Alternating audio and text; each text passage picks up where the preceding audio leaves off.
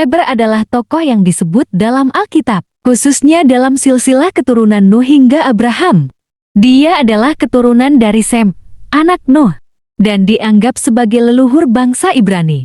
Nama Eber sering dikaitkan dengan asal-usul kata Ibrani Hebrew. Meskipun Alkitab tidak memberikan banyak detail tentang kehidupan Eber, kita dapat menyusun kisahnya berdasarkan catatan yang ada. Eber adalah anak dari Selah dan cucu dari Arpaksad, yang merupakan keturunan langsung dari Sem, anak Nuh. Kejadian 10 ayat 24-25, 11 ayat 14-17. Eber hidup pada masa setelah air bah, ketika umat manusia mulai menyebar dan membangun peradaban baru.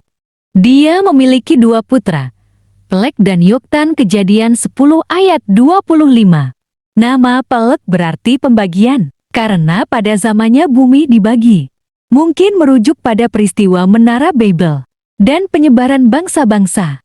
Hal ini menunjukkan bahwa Eber hidup pada masa transisi penting dalam sejarah manusia, ketika bahasa dan budaya mulai terfragmentasi. Eber dianggap sebagai tokoh penting karena namanya diabadikan sebagai asal-usul sebutan Ibrani. Beberapa tradisi Yahudi dan Kristen menganggapnya sebagai pemimpin spiritual atau figur yang dihormati pada masanya. Alkitab mencatat bahwa Eber hidup selama 464 tahun. Kejadian 11 ayat 16-17. Usia yang sangat panjang sesuai dengan pola usia manusia pada masa itu. Meskipun Alkitab tidak memberikan detail lebih lanjut tentang peran atau pencapaiannya. Setelah kematiannya, garis keturunannya dilanjutkan oleh Peleg, yang menjadi nenek moyang Abraham, bapa orang beriman. Meskipun Alkitab tidak mencatat secara spesifik bagaimana Eber meninggal atau peristiwa-peristiwa terakhir dalam hidupnya, kita dapat memahami bahwa dia adalah bagian penting dari rencana Allah dalam memelihara garis keturunan yang akan membawa kepada kelahiran Yesus Kristus.